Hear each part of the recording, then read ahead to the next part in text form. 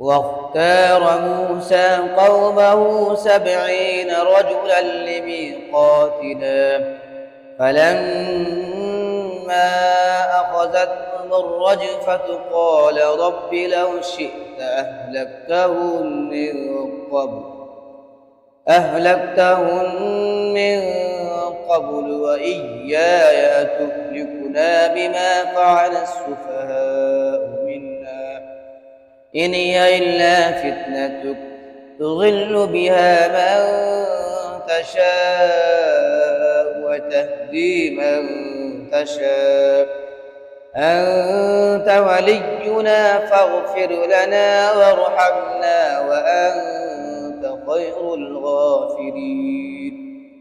واكتب لنا في هذه الدنيا حسنة وفي الآخرة إنا هدنا إليك قال عذابي يصيب به من أشاء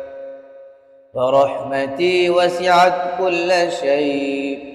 فسأكتبها للذين يتقون ويؤتون الزكاة والذين هم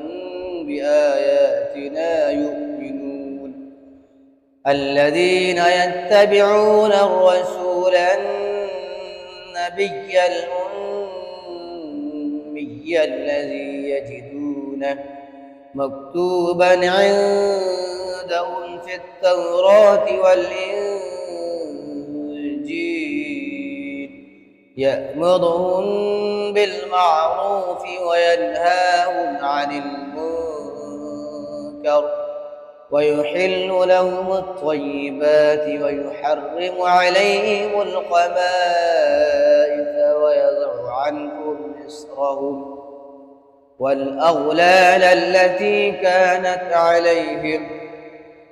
فالذين آمنوا به وعذروه ونصروه واتبعوا النور الذي أنزل معه أولئك هم المفلحون.